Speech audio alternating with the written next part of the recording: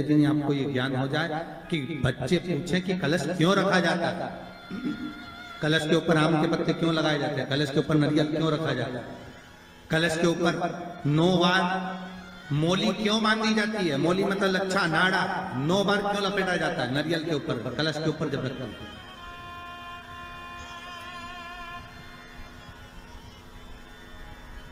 कलश के ऊपर जब जब श्रीफल रखाता है, नारियल रखाता है, तो उस पर 5 बार 7 बार मोली नहीं लपेटी जाएगी, तो 9 ही बार लपेटी जाएगी। 5 या 7 बार लपेटते हैं तो कहते हैं कि लक्ष्मी की छिन्नता होती है, और वो 9 बार लपेटी जाती है तो भरपूर लक्ष्मी का भंडार भरती है। क्यों क्यों कहते हैं? भगवान कुंभ का निर्माण कर रहे हैं, भगवान कलश का निर्माण कर रहे हैं, और भगवान स्वयं ब्रह्मदेव कर रहे हैं कि आप ऐसा निर्माण कर दो जिसमें 33 कोटि देवता स्वतः विराजमान हो जाए। तो भगवान ने उस कलश का निर्माण कर दिया।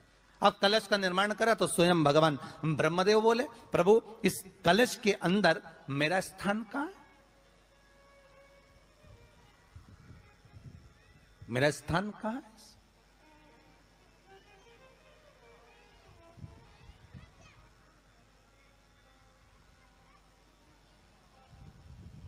बहुत ध्यान देना महाराज, कलश का जो मुख होता है उस मुख पर भगवान विष्णु का स्थान होता है।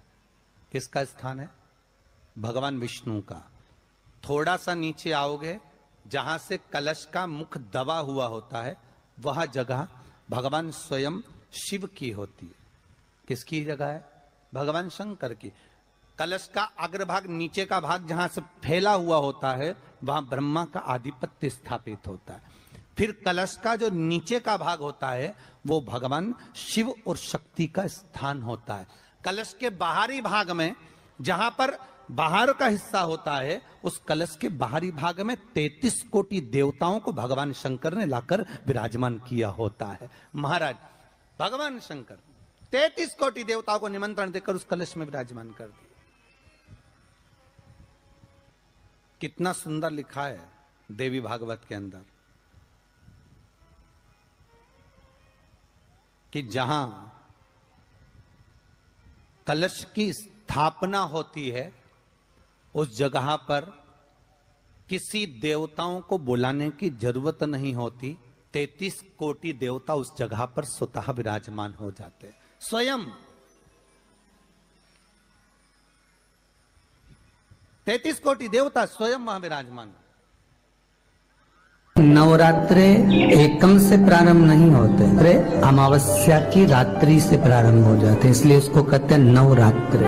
क्योंकि नवमी के दिन माता जी का विसर्जन हो जाता है, जवारों का विसर्जन हो जाता है, व्रत करने वाले कन्या पूजन भोजन भंडारा कराकर विराम दे देते हैं। तो नवमी की रात्रि उसमें नहीं जुड़ा पाती, उसमें रात्रि अगर जुड़ती है तो ये अमावस्या की रात्रि से जुड़ना प्रारंभ होता है, तब जाकर वो नवरात्रि पूर्ण हो पाती है। पितृलोक में पितृ जैसे निवास होकर भी इंतजार करते हैं। 4 नवरात्रे हैं तो 4 ही श्राद्ध हैं। आज मौनी अमावस्या है, श्राद्ध का विराम हो जाता है और कथा अर्थात नवरात्रे प्रारंभ हो जाते हैं दूसरे दिन। तो यहाँ शास्त्र कह रहा है जैसे हमें प्रतीक्षा रहती है कोई अच्छे कार्य की, कि घर में कोई शुभ कार्य हो, घर में कोई अच्छा आयोजन हो तो अपने को आनंद होगा, प्रसन्नता होगी।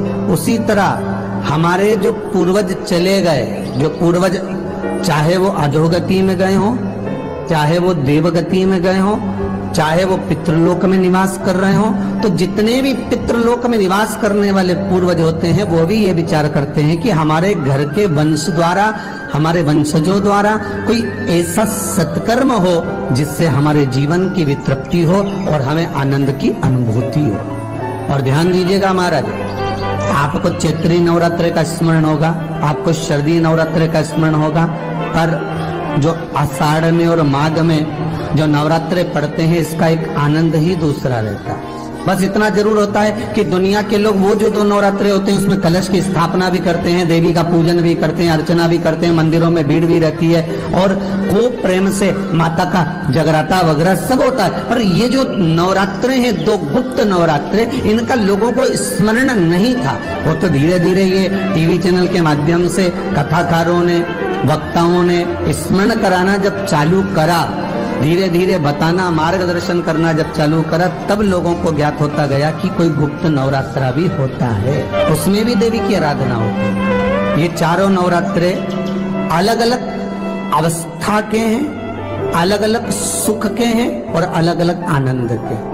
आपके घर में पितृदोष है, आपको ऐसा महसूस होता है, तो किसी भी नवरात्रि के पहले जो अमावस्या पड़ती है, जिस दिन अमावस्या रहे उस दिन चावल की कटोरी में एक कपूर का टुकड़ा रख दीजिए, छोटा सा, और कपूर का टुकड़ा रखकर उस कपूर को दरवाजे के बाहर कटोरी में ही, चावल रखी हुई कटोरी में ही उसको पितरों का स्मरण कर कर जला दीजिए। और जलाने के बाद उस चावल को कहीं भी किसी भी वृक्ष की छांव में पक्षियों के लिए डाल दीजिए। शिव महापुराण की कथा कहती है, अगर मान लो पितृ आपको कष्ट दे रहे हैं, पितृ आपको तकलीफ दे रहे हैं, कोई काम नहीं होने दे रहे हैं, या कहीं आपको ऐसा लगता है ये जो आप करेंगे, ये कब कर रहे हैं? अमावस्या के दिन आप उसको रख रहे हैं, अमावस्या के दिन उसको रखकर रात भर आपने रखा कपूर के साथ में, सुबह एकम पड़ गई, नवरात्रि लग गई, उसी दिन उसको जलाकर आपने पटक दिया।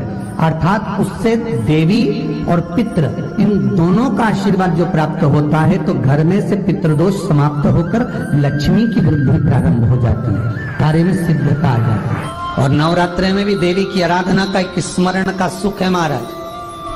ज्योत का विधान है, नवरात्रि में देवी की ज्योत लगती है, अखंड ज्योति लगती है, जवारे बुआए जाते हैं, कलश लगता है, ज्योत का भी विधान है। जिसके यहाँ दिया अखंड जलाया जाता है, अगर वो दिए की लो, दिए की बाती अगर दक्षिण दिशा की होती है, तो उसके घर में साल भर में एक घात जरूर होती है। जो दिया अखंड जलता है, उसकी बाती का मुख दक्षिण का नहीं होना चाहिए।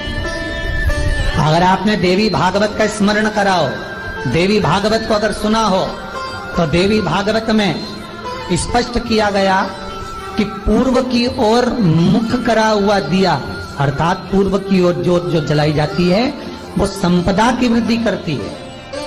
पश्चिम की ओर मुख कर कर जो ज्योत लगाई जाती है महाराज, वो वैभव को देती है।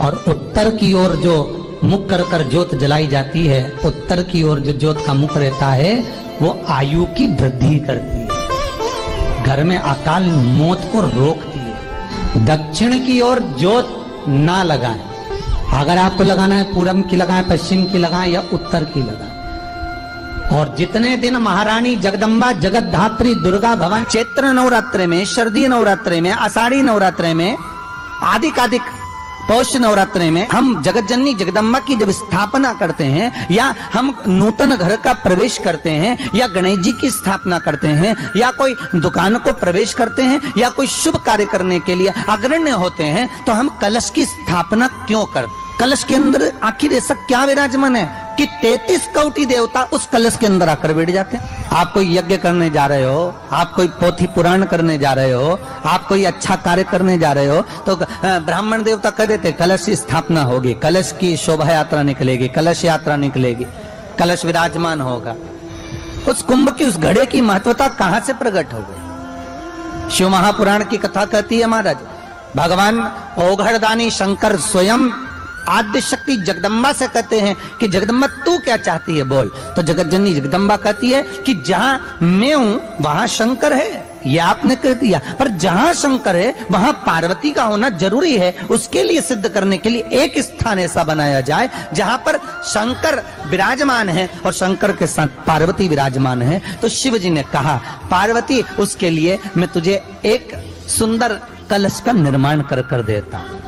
अष्टमी के दिन कन्याओं का भोजन कराओ या नवमी के दिन कन्याओं का भोजन कराओ, पर देवी भागवत तो कहती है, देवी भागवत तो वर्णन करती है कि पहले नवरात्रि से लेकर नवमी तिथि तक जितने दिन देवी के होते हैं, प्रत्येक दिन में आप किसी भी दिन कन्याओं का भोजन करा सकते हो, पहली रात्रि से लेकर, पहला दिन से लेकर। पर 9वें दिन तो सवेरे पूजन करके, यज्ञ करके, अनुष्ठान करके देवी को विसर्जन कर दिया। फिर नवरात्रि पूर्ण कैसे हुई? नवरात्रि की पूर्णता होती है अमावस्या की रात से गिनी जाती है। कौन से दिन से गिनते हैं? अमावस्या की रात्रि, फिर एकम की रात्रि, फिर दूज की रात्रि, ऐसे गिनते गिनते अष्टमी की रात्रि तक और नौमी के दिन सुबह तक या दोपहर तक या शाम तक, जब तक आप यज्ञ ना करें तब तक ये 9 रात्रियां पूर्ण गिनी जाती है महाराज देवी भागवत के हिसाब से पूर्णता। अब हमने कन्या भोजन का जो क्रम बनाया, अष्टमी के दिन करा देंगे, नौमी के दिन करा देंगे, इस तिथि को करा देंगे, पर भाव देखिए, शास्त्र कहता है भूखे को भोजन जब कराइए जब उसको भूख लगी हो।